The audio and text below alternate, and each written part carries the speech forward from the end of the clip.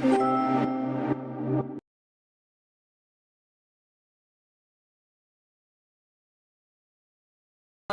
ESL adult students that I teach in the CUNY language immersion program at Hostels, how do I enhance their ability to communicate orally? I'm going to show you the assignment, the task that I gave them, the self-feedback form that they use to evaluate, and I use that to evaluate them. I'd like to show you some of their work, the actual podcast, and then just tell you 3 things that I think are valuable when it comes to podcasting and hope for the future. This is the task. Basically, I asked the students to talk about their educational and professional goals. That was part 1. Part 2 was for them to identify either a service or an service or department in Hostos Community College as part of their academic preparation. You know, my students are ESL, so they need to learn the culture of an American college, the culture of a CUNY college, the culture of Hostos, and everything that would help them function as students after leaving our program.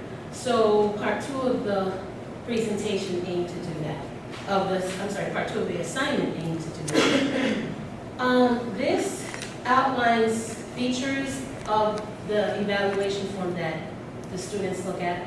I use it to evaluate them, they use it for self-evaluation and peer feedback. This basically outlines the structure of an oral presentation.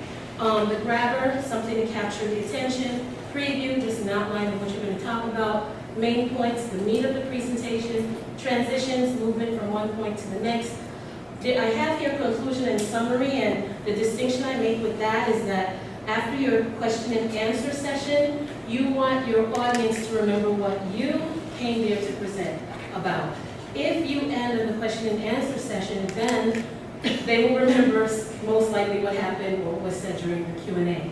So I insist that they summarize by reiterating the main points and the purpose of their presentation. Visual aids, PowerPoint, handouts, anything visual that's used to help to understand the presentation. Delivery skills would include posture, eye contact, how audible their voice is. There are a list of things that we go through. So that is the essence of what we cover in the feedback form. It's a rating sheet. They rate from 1 to 5, and they just decide what score best suits whoever they're evaluating in the oral presentation. Okay, so now I'd like you to see just a tad bit of, let's see if I can do this, the students' work. Okay, like maybe 30 seconds here and there. Okay, the beginning part is supposed to basically show you students starting their presentation. The topic is college courses and course schedules. This is a podcast of their presentation. There's no sound, I suppose. I mean, because of the time, we don't have to go through it, but they're talking and being that it's an ESL class, listening to what they have to say. Welcome to our oral presentation of the group numbers. Today, we are here going to talk about college courses and schedules. And also, we have the second part of this oral presentation. We're going to talk about the goals of the college. Now, the next presenter is Stephanie Herrera, who is going to give some introduction about our topic. Okay, that should have been the grabber to some sentence of a grabber. Next should be the preview. Our presentation is divided into 2 parts. The first is about college schedules in college courses. The second one is our professional studies. I'm going to talk about the college courses, what it is about, and how they define it. Carmen Peralta will talk about the college schedule and how they define everything in the website. Jonas Marmon is going to talk about online courses and how this is about the technology. Now. Okay, so that's the preview. Just zooming past the main points and any other more interesting part of it, I want to go to the question and answer. Many classes, online courses. which unfortunately you'll hear me asking a question. Don't check me. Logistics, marketing. My professional goal is to witness the technology has advanced and it's for how to fix and how to help other Some of you asked me. Help me.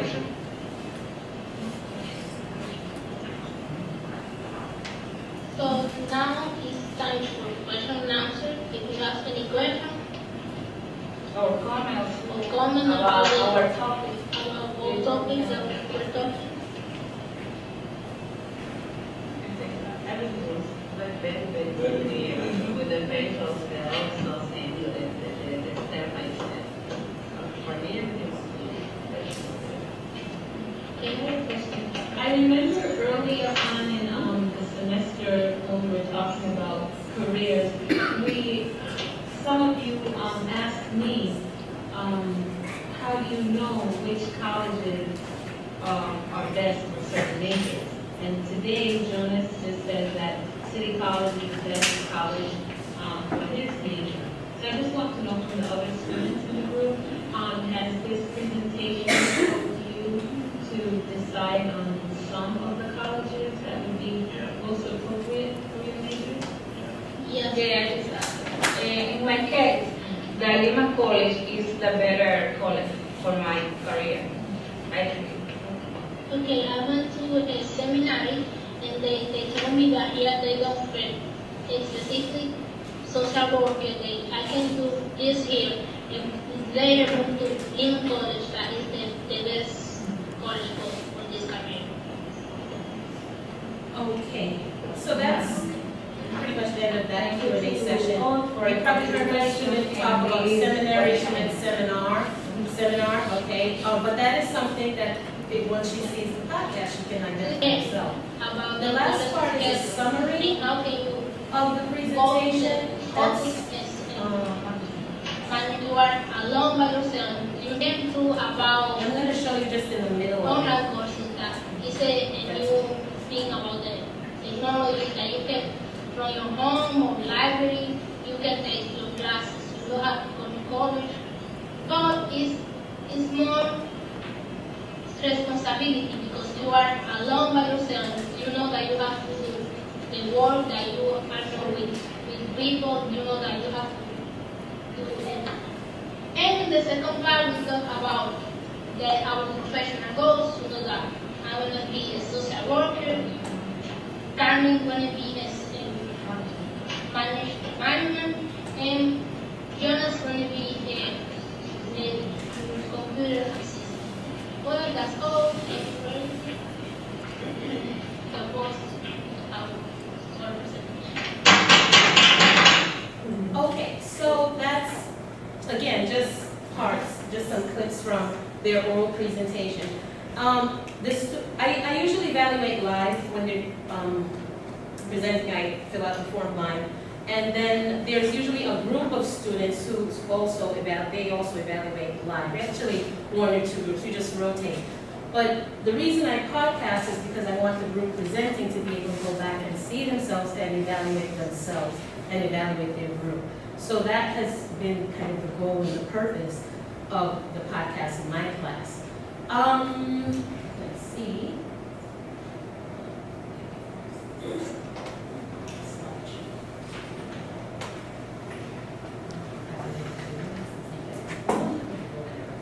Sorry. Okay, so the question is, what's the value of using podcasts? For me, one, students become familiar with the non-traditional setting for presenting. I think in our changing world with technology, this is one possible setting in which we present, but there's video recording, video conferencing. I think it's important for students to become familiar with using technology, something as simple as knowing where to stand so that you're standing within the area that the camera will record you, and how to actually look into the camera so that you're hopefully effectively using your nonverbals to communicate to whoever's on the other side.